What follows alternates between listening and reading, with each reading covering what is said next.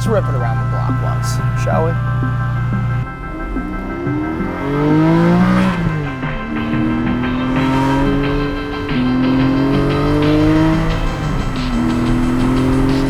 What's up, guys? Behind me is the GT4, of course, and as of last week, we've owned this thing for a year, so we figured it's a good time to give you an update on what's going on with this car. All right, so in that year, we've put about 7,500 miles on the car. We've done a lot of fun things with it. We took it to Miami and back with Justin from Horsepower Obsessed. We did a whole video series on that road trip, and I've also driven it to Nashville and back. I bought this car without ever having driven a GT4. So when I first made videos of it, I really didn't know much about the car, but I've put 7,500 miles on it, so now I can tell you guys a little bit about it. First thing I will tell you is that performance-wise, this thing is the best handling car I have ever driven.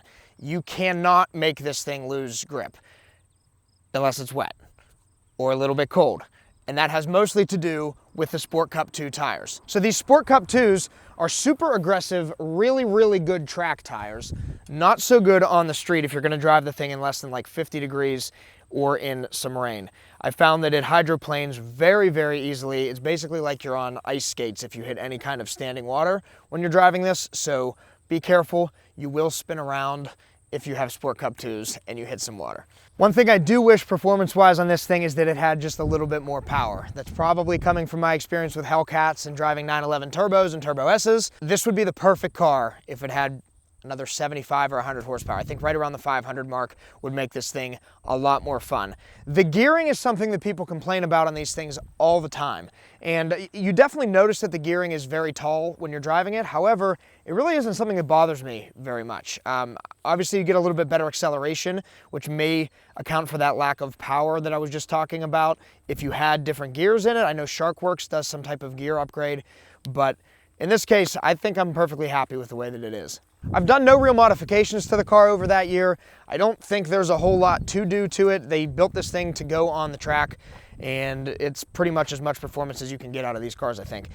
I did put a Fab Speed over axle delete pipe on it, so got rid of the big GPF, the particulate filters on there, and it definitely changed the sound, made it a little bit more throatier, especially with the valves off and at high RPMs. One of my favorite things about the car is the auto blip feature on downshift, and of course the fact that it's a manual in general. I love manual cars, and as we all know, they're a dying breed, so this is sort of like the last of the pure sports cars, I feel like. And even that is probably arguable because there is traction control, there is stability control, stuff like the older air-cooled 911s, you didn't have any of that. They were really raw. This isn't quite that raw. The car is surprisingly comfortable on long trips. I think that if I would have gone with the competition seats, the carbon fiber buckets, I probably would think a little bit differently since they're not even adjustable in the back. But these particular seats, which are like the base model seats, I got those on purpose for that reason. I knew I was going to be driving the car a lot, and they're very comfortable. I think the next step for this car is to get it on a racetrack.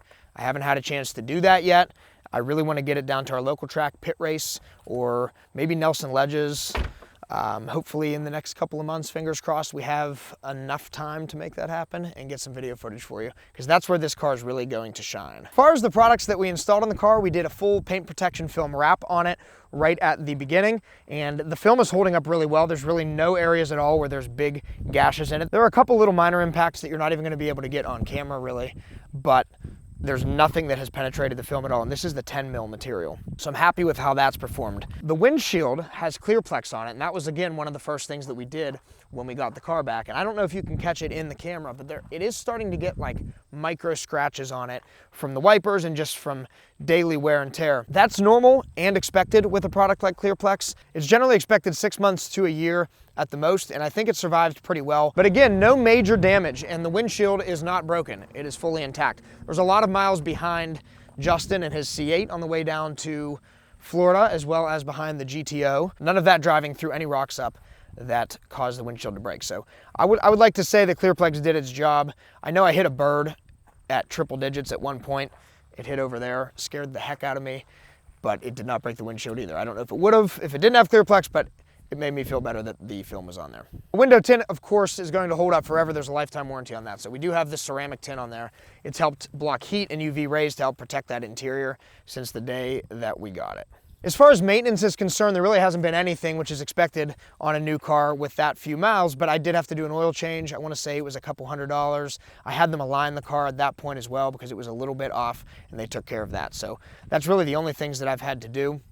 I love the car, but part of the reason I bought the car is because, historically speaking, the previous generation 981 GT4 did not lose value really at all. People are still paying almost sticker for them when I bought this one 5 years later. So I'm curious to see if that happened with this. And over the last year, not only has that happened, it's actually gone even more so. I could sell this car for more than I paid for it, even with the miles that I have on it. Now, part of that, I think, has to do with the COVID situation and the fact that you really can't get them at this point. I don't know how difficult they are to get, but right now on the forums, on Facebook and things, people are talking about them like they're borderline impossible. So I know there's more coming. They're not a limited production run, but I just saw one of these listed for, I think it was $169 at a dealership. Whether or not they're going to get that, I don't know, but this MSRP on this was like $116 plus tax out the door, and I could make a pretty serious profit on it, I feel like, if I sold right now. So one major problem that a lot of these cars were facing was the engine recall.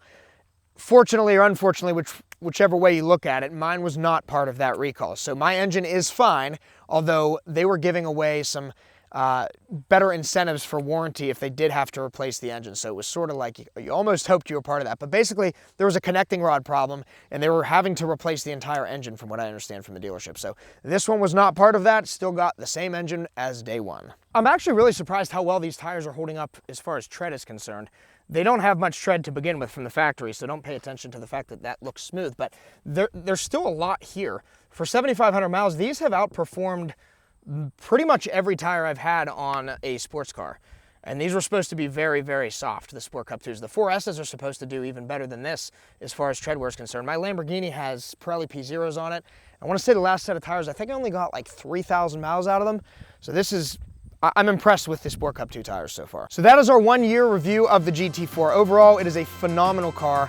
I absolutely love it. I would buy it again in a heartbeat. If you have a GT4, let us know what you think after owning it for a while. And if you don't have a GT4 and you're waiting on one to show up, let us know how long you've been waiting, or if you're trying to get a hold of one, curious to see what the order process is. Subscribe to our channel if you enjoy seeing some things about this car and some of the others in the collection, or what's going on in the shop. And thank you guys very much for watching.